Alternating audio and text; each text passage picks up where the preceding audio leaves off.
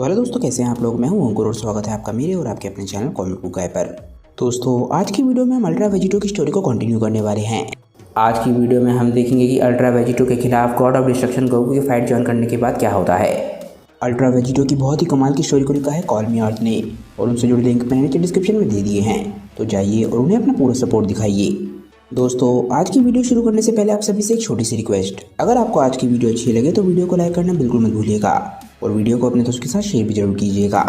जिन लोगों ने अब तक चैनल को सब्सक्राइब नहीं किया है वो चैनल को सब्सक्राइब कर लें ताकि उन्हें सारी की सारी वीडियोस टाइम टू टाइम मिलती रहें। तो चलिए दोस्तों, बिना देरी करे अपने वीडियो पर आते हैं। हम देखते हैं कि वेजिटा, अल्ट्रा वेजिटो और गोकू बिल्कुल हैरान रह जाते हैं। उनके सामने गॉड ऑफ डिस्ट्रक्शन गोकू खड़ा है। उन्हें विश्वास ही नहीं हो रहा होता कि ग्रैंड फिश ने जो टाइम पोर्टल खोला उसके अंदर से गॉड ऑफ डिस्ट्रक्शन गोकू बाहर आया। हम देखते हैं कि God of destruction Goku ultra Vegito को घूर रहा होता है। ये वही गोकू है जिसने अपना सब कुछ खो दिया, वो भी अल्ट्रा वेजिटो की वजह से। अल्ट्रा वेजिटो की आंखें फटी की फटी रह जाती हैं और इसके बाद वो बोलता है, एक और कैकारोट, पर ये कहाँ से आया? क्या ये पास्ट से है या फिर फ्यूचर से?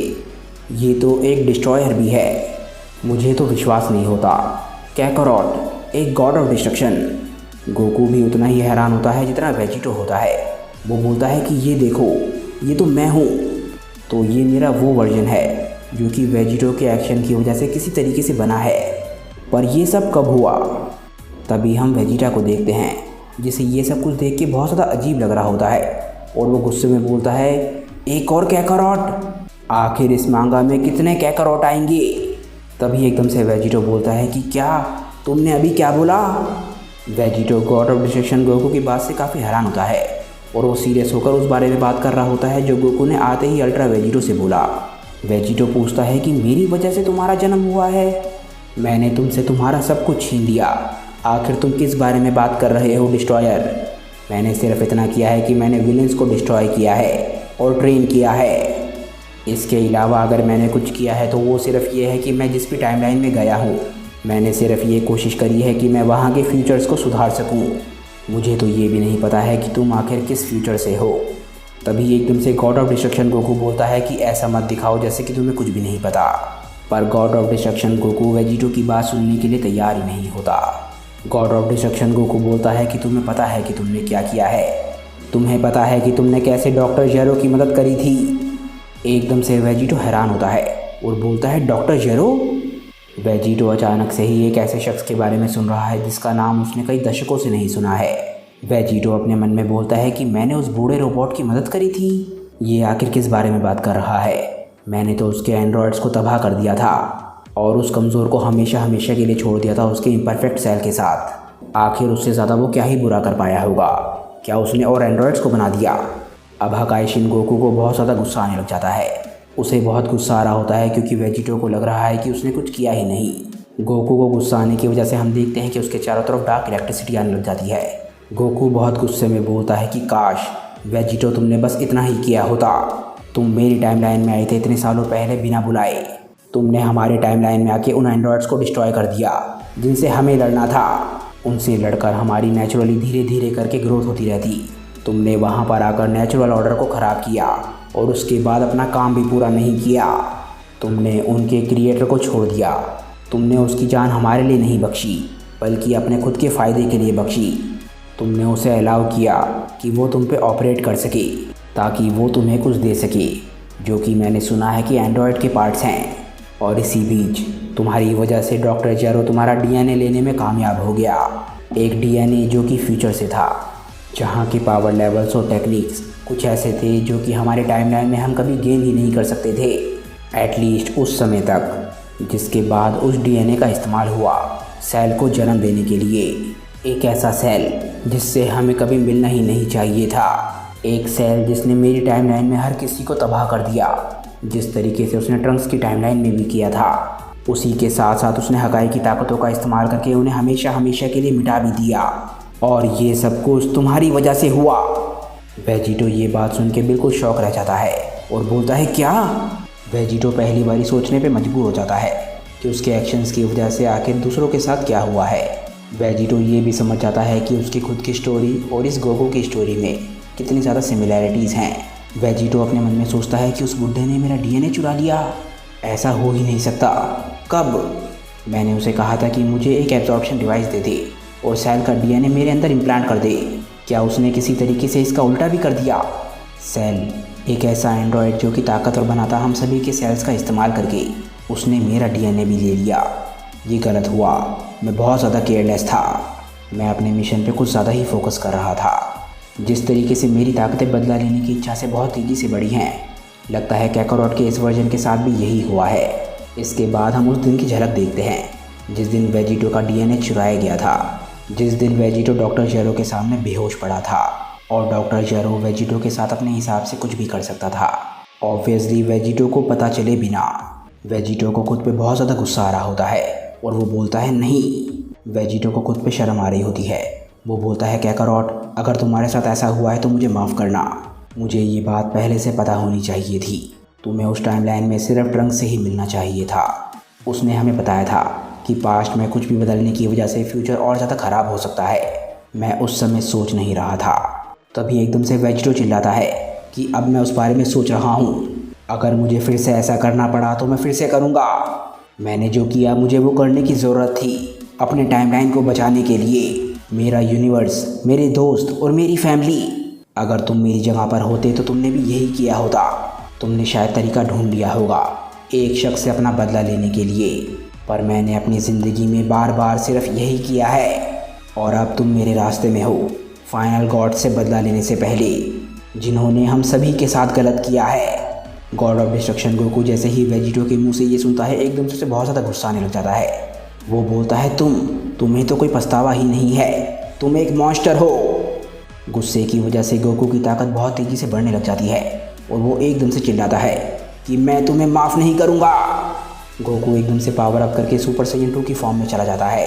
उसके प्यूपल्स भी गायब हो जाते हैं पर उसके चारों तरफ ब्लू रंग की लाइटनिंग की जगह पर्पल रंग की लाइटनिंग होती है। गोकू अपनी इसी हालत में बोलता है कि तुम बिल्कुल वैसे ही हो जैसा कि मास्टर ने कहा। तुम सभी के लिए एक बहुत ही बड़ा खतरा हो। तभी हम ज़ेनोसामा को देखते हैं जो कि गोकू की ट्रांसफॉर्मेशन को देख के एकदम से बहुत ज़्यादा खुश हो जाते हैं और बोलते हैं वाओ। ज़ेनोसामा बोलते हैं एक और सन गोकू, ये तो और भी ज़्यादा कूल है। कितना कमाल है। पर्पल ये मेरा फेवरेट कलर है, पर मैंने इसे गॉड कब बनाया। तभी हम इस टाइमलाइन के गोकू को देखते हैं। वो वेजिटा की तरफ देखता है। गोकू बोलता है ये सच में मैं ही हूँ। मैं उसकी एनर्जी को महसूस कर सकता हूँ, उसके गुस्से को। लगता है मैं वो इकलौता हूँ जो कि इसे हरा सकता हूँ। मैं उसकी हर ट्रिक के बारे में जानता हूँगा। वेजिटा, मैं जी और उसके भाई को तुम पर छोड़ता हूँ, अपना ध्यान रखना। तभी हम वेजिटा को देखते हैं। वेजिटा के चेहरे पे हल्की सी स्माइल होती है। वो बोलता है कि तुम इकलौते हो जो उसे हरा सकते हो। तुम सच में ही कुछ ज़्यादा ही सोचने वाले जोकर हो। मैंने सही कहा ना कैकारोट। अब साइड हटो। एकदम से ही हम देखते हैं कि वेजिटा आगे जाने लग जाता है और एकदम से ही वेजिटो के आगे जाके खड़ा हो जाता है। वेजिटो और गोकू दोनों उसे देख के हैरान होते हैं। वेजिटो वेजिटा से पूछता है वेजिटा आखिर तुम क्या कर रहे हो। वेजिटा पीछे की तरफ देखता है और वेजिटो को जवाब देता है। वेजिटा बोलता है कि मैं काम का ध्यान रख रहा हूँ, मैं ये कर रहा हूँ। दोनों गार्ड्स के पास सेराफिन एबिलिटीज़ हैं जो कि सिर्फ एक दूसरा यूज़र ही समझ सकता है, जिसका मतलब तुम हुआ कैकारोट और ये दूसरा कैकारोट। ये एक डिस्ट्रॉयर है और डिस्ट्रक्शन और हकाए के बारे में मुझसे ज़्यादा कोई नहीं जानता। और वैसे भी मैं एक ऐसी अपॉर्चुनिटी को छोड़ नहीं सकता, आखिरकार इस जोकर को हराने की। एंजल वर्सेस एंजल और डिस्ट्रॉयर वर्सेस डिस्ट्रॉयर। एकदम से ही वेजिटा पावर अप करता है और चिल्लाता है आ जाओ कैकारोट, आज मैं तुम्हें आखिरकार दिखाता हूँ कि सबसे ताकतवर साइयन कौन है। वेजिटा भी डिस्ट्रॉयर गोकू की ताकत को मैच करते हुए एकदम से ही सुपर साइयन 2 की फॉर्म में चला जाता है और वो चारों तरफ से ब्लू लाइटनिंग से घिरा होता है। एकदम से ही ज़ेनोसामा बहुत ज़्यादा खुश हो जाते हैं, जैसे कि वो डिस्ट्रॉयर गोकू की ताकत को देख के भी हुए थे। एकदम से ही वो चिल्लाते हैं वाओ, आखिर ये शख्स कौन है। क्या ये सन गोकू का दोस्त है? ये भी कितना कूल है। उसके बालों का तो रंग ही बदल गया। एकदम से ही गोकू अपनी आंखें बंद कर लेता है और एक स्माइल के साथ ज़ेनोसामा के रिएक्शन के बारे में बोलता है कि ज़ेनोसामा को खुश करना सच में कितना आसान है। गोकू बोलता है कि वेजिटा, पर मुझे लगता है कि तुम एक बार फिर से सही हो। उसके साथ फ़ाइट हमेशा से ही तुम्हारी होने वाली थी और मेरे लिए जी और एस के साथ मेरी फ़ाइट है। तभी एकदम से गोकू अपनी आंखें खोलता है और हम देखते हैं कि उसकी आंखें एकदम से ही सेराफिम फॉर्म में चली जाती हैं। गोकू ने एकदम से अपनी दोनों सेराफिम आइज़ को एक्टिवेट कर लिया और उसके बाल अभी भी बेस फॉर्म में ही हैं। गोकू अपनी सेराफिम आइज़ से दोनों रॉयल गार्ड्स यानी कि जी और एस की तरफ घूर रहा होता है और उसकी आंखों में ज़रा सा भी डर नहीं होता। गोकू इसके बाद एकदम से अपना क्लासिक फाइटिंग स्टांस ले लेता है। गोकू इसके बाद एक बहुत ही सीरियस लुक के साथ बोलता है कि मुझे दिखाओ जी कि असल में तुम क्या कर सकते हो सकता है तुमने वेजिटो को हरा दिया हो, पर इसका मतलब ये नहीं है कि तुमने मुझे भी हरा दिया। तभी हम देखते हैं कि वेजिटो को गोकू का कॉन्फिडेंस काफ़ी पसंद आता है और वो उसे एक थम्स अप देता है। वेजिटो बोलता है बहुत बढ़िया था काकारोट, पर टेक्निकली जी ने मुझे कभी हराया नहीं था। उसने क्या, मुझे आज तक किसी ने नहीं हराया है। वेजिटा इसके बाद पीछे मुड़ के देखता है और एक स्माइल के साथ बोलता है कि ये देखो छोटे से काकारोट को, वो एक असली सैयन बनने की कोशिश कर रहा है पहली बार। पर ज़्यादा लंबा समय मत लगाना, क्योंकि मुझे फीलिंग आ रही है कि यहाँ पर जो तुम्हारा जुड़वा है ये ज़्यादा लंबे समय तक मेरे सामने नहीं टिकने वाला। इसके बाद हम जी और एस को देखते हैं, जो कि अपने सामने ये सब कुछ होता हुआ देख रहे होते हैं और बहुत ही ज़्यादा अनइम्प्रेस्ड और इरिटेट लग रहे होते हैं। जी और एस एक दूसरे से टेलीपैथिकली बात करने लग जाते हैं। वो बोलता है भाई क्या तुमने देखा कि ये मॉडल क्या कर सकता है। दूसरा गार्ड रिप्लाई करता है हाँ सेरेफिम आइज। इस पॉइंट पर ये सैयंस मेरे सामने जो भी कर लें मुझे कुछ भी सरप्राइज़ नहीं करता। तभी हम देखते हैं कि ग्रैंड प्रीस्ट हैरान होकर गोकू को देख रहा होता है। वो बोलता है कि मैं ये क्या देख रहा हूँ। जहाँ ज़ैनो के गार्ड्स बिल्कुल शांत होते हैं, हम देखते हैं कि ग्रैंड प्रीस्ट को बहुत ज़्यादा गुस्सा आने लग जाता है। ग्रैंड प्रीस्ट ने ही सेरेफिम टेक्निक को बनाया था और दुनिया में वो इकलौता है जो दूसरों को ये सिखा सकता है। और गोकू की सेरेफिम आइज को देख के उन्हें विश्वास ही नहीं हो रहा होता। ग्रैंड प्रीस्ट बोलते हैं कि मेरी टीचिंग्स एक ऐसा शख्स इस्तेमाल कर रहा है जिसे मैंने ये कभी सिखाया ही नहीं। कैसे? आखिर इन मॉडल्स ने मेरे बच्चों पे क्या और कितना अत्याचार किया है। मैं ये बर्दाश्त नहीं करूँगा। हम पहली बारी देखते हैं कि गोकू की सेरेफिम टेक्निक को देख के ग्रैंड प्रीस्ट अपना आपा खो देता है और पहली बारी अपनी ताकत को अनलीश करने लग जाता है। उसे बहुत ज़्यादा गुस्सा आ रहा होता है। ज़ैनोसामा की वजह से ग्रैंड प्रीस्ट ना जाने कितने लंबे समय से अल्ट्रा वेजिटो को झेल रहा था, जिसकी वजह से वो बहुत ज़्यादा फ्रस्ट्रेट हो चुका है और पहली बारी अपनी फ्रस्ट्रेशन को बाहर निकालता है। जैसे ही ग्रैंड प्रीस्ट अपनी ताकतों को अनलीश करते हैं, हम देखते हैं कि ज़ैनो रैन का पूरा माहौल ही बदल जाता है। गोकू और वेजिटा ग्रैंड प्रीस्ट की ताकत अनलीश करने की वजह से काफ़ी हैरान होते हैं, पर वेजिटो बिल्कुल शांत होता है। गॉड ऑफ डिस्ट्रक्शन गोकू भी काफ़ी हैरान लग रहा होता है। ग्रैंड प्रीस्ट की ताकत की वजह से हर जगह वाइट रंग का स्मोक जा रहा होता है, जो कि वाइट रंग के क्लाउड्स होते हैं। गॉड ऑफ डिस्ट्रक्शन गोकू बोलता है कि चाहे वो ये रैल्म हो या फिर दूसरा रैल्म हो, मास्टर की ताकत सच में कमाल की है। वेजिटा काफ़ी ज़्यादा हैरान होता है और वो बोलता है कि अच्छा तो ये है इस बोने की ताकत।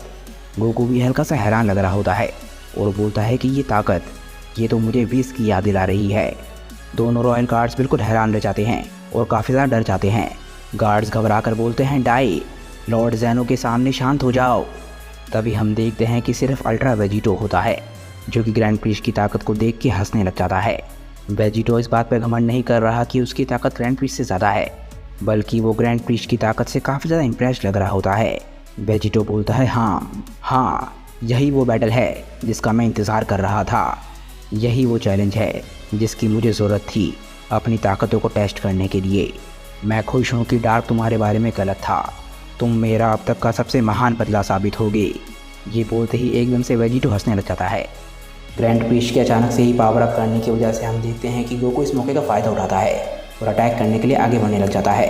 हम देखते हैं कि उसने एक बहुत ही ज़बरदस्त पंच बना रखा होता है। डिस्ट्रॉयर गोकू सीधा वेजिटा की तरफ बढ़ रहा होता है। वेजिटा एकदम से हंसता है और गोकू का सामना करने के लिए तैयार होता है। वो बोलता है कि मुझे लगता है कि मुझे काकारोट का ये वाला वर्जन अपने वाले से भी ज़्यादा पसंद आया। वेजिटा एकदम से ही फाइटिंग स्टांस लेता है और चिल्लाता है कि आ जाओ, हो सकता है ये हम दोनों के बीच में आखिरी लड़ाई हो, तो ये बात मान कर चलना कि मैं इस फाइट को पूरी तरीके से एंजॉय करने वाला हूँ। वेजिटा ने भी अपना पंच तैयार कर रखा होता है और तभी हम देखते हैं कि गोकू और वेजिटा दोनों ही एक दूसरे को बहुत ही ज़बरदस्त पंच मारते हैं। दोनों के पंच इतने ज़बरदस्त थे कि दोनों के मुंह से ही खून निकलने लग जाता है। पंचेस की वजह से दोनों ही सैयंस एक दूसरे से दूर हो जाते हैं और दोनों के ही चेहरे पे स्माइल होती है। गोकू इसके बाद बोलता है कि मेरे टाइमलाइन का वेजिटा काफ़ी लंबे समय पहले मारा गया। मुझे काफ़ी अजीब लग रहा है तुम्हारे हाथ से एक बार फिर से पंच खाकर। मैं देख सकता हूँ कि वो हमेशा की तरह ही बहुत ज़्यादा सख्त है। वेजिटा इस बात का रिप्लाई करता है और बोलता है कि मैं तो इमेजिन भी नहीं कर सकता, अगर तुम्हारी टाइमलाइन में मैं नहीं हूँ तो तुम्हारी टाइमलाइन कितनी बोरिंग होगी। पर चिंता मत करो, मैं इस बैटल के मज़े को इतनी जल्दी ख़त्म नहीं होने दूंगा। मेरे हाथों से जल्दी तुम्हारी काफ़ी सारी मीटिंग होने वाली है काकारोट। गोकू एकदम से खुश होता है और बोलता है बहुत बढ़िया, हो सकता है तुम वेजिटो ना हो पर तुम सभी एक दूसरे जितने ही गिल्टी हो। वेजिटा इस बात पे हंसता है और बोलता है चाहे जो भी हो, ये बात याद रखना कि ये हमारी स्टोरी है, ना कि तुम्हारी। हम देखते हैं कि गोकू और वेजिटा एकदम से ही आसमान में बहुत तेज़ी से उड़ते हैं और उनके बीच में एकदम से ही बहुत ही ज़बरदस्त लड़ाई शुरू हो जाती है। हम देखते हैं कि गोकू दूर से ये सब कुछ देख रहा था। सेरेफिम गोकू के चेहरे पे स्माइल होती है क्योंकि वो पूरी फाइट अपनी आंखों से देख रहा होता है और उसे सारी की सारी मूवमेंट्स बहुत ही अच्छी तरीके से दिख रही होती हैं।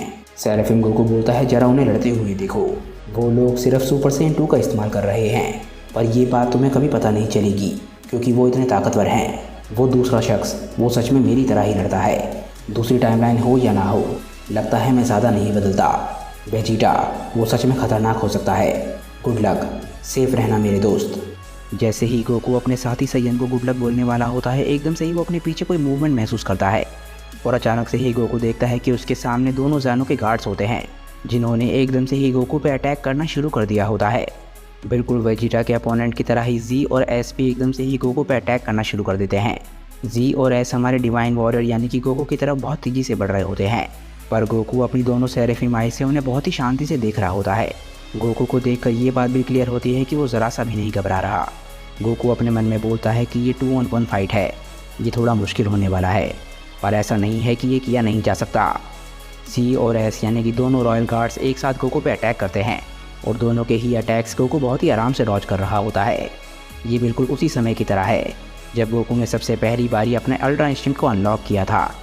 गोकू जी के पंचेस को डॉज करता है और एस के किक को डॉज करता है और गोकू ने इन अटैक्स को इतनी परफेक्टली डॉज किया होता है कि उसने अपने पीछे अपनी आफ्टर इमेज छोड़ दी होती है।